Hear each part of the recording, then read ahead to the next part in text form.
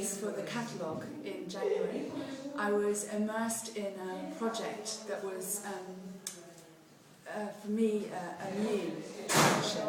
And so I think I'll talk a little bit about what I said in the essay, and then I'll talk about what's happened since then, because I think there's been a bit of a shift in my thinking since then. And basically, I wrote in the essay about having been part of an organisation in England for a number of years during the 90s, and there was a lot of money around to pay for large buildings.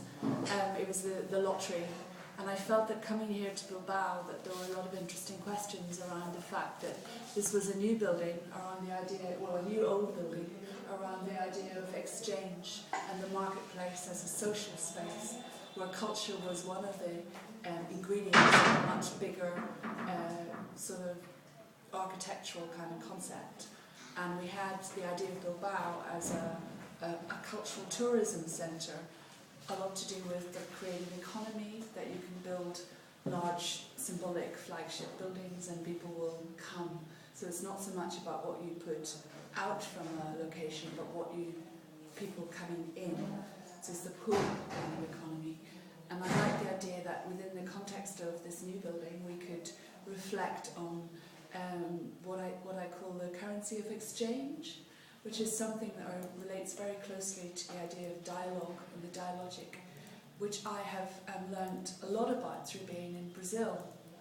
Because I was born in Belfast in a situation of crisis, political, war, tension, etc.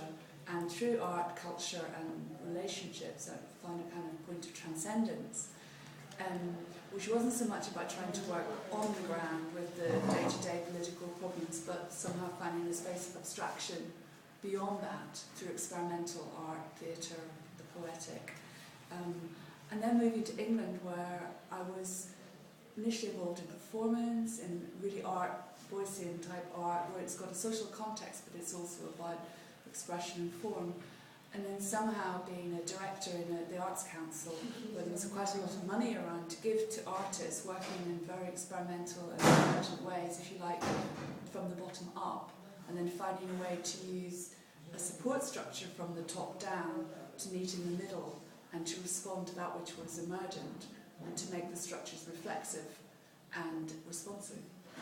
So there was a period in the 90s where a lot of artists were developing work with media tools, collaborative processes, net artwork. I was lucky enough to be able to help develop some of that work. And at the same time around the UK, there was a lot of money for local governments to build big buildings, such as we have here, and a lot of media centres were being built, because people somehow thought that you needed to centre new media, but actually it got it completely wrong, because the practice is decentered. As we say now, it's the idea of decentralisation, distribution, networked ecologies that are driving not just cultural expression, but also a lot of businesses are looking at collaborative models and how you can work in distributed ways. So when I left the Arts Council in 2007, having done, I think, quite a lot of work that I felt happy about in these support structures, I went to Brazil and been there about 7 or 8 times since then. And one project has led to another project because of the nature of the society there. It wasn't that I went with a pre-formed project, I went with a question: what is the nature of independent research in this country? I was looking for that space that wasn't institutional, but was happening, things that are happening in a way between. And there are particular things happening in Brazil around network culture that I thought was an incredibly important model to look at.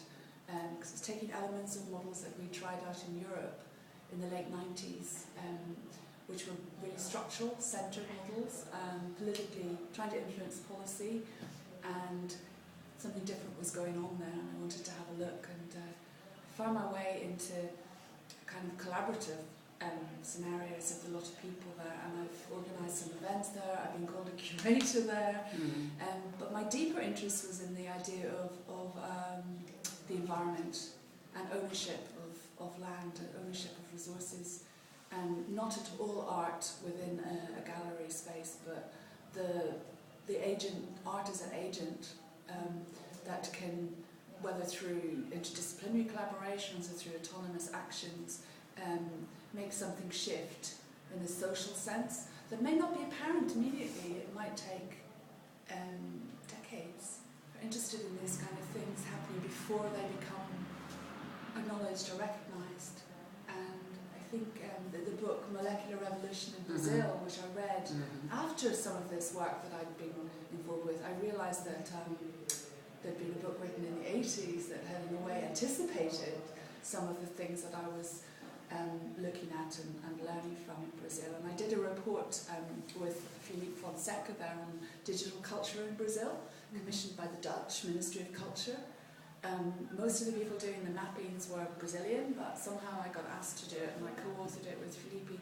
And we just sort of analysed what was happening in media culture, digital culture, talking to a lot of people through dialogue, saying, who do you think is doing the most interesting things? What's the lineage? What are the antecedents?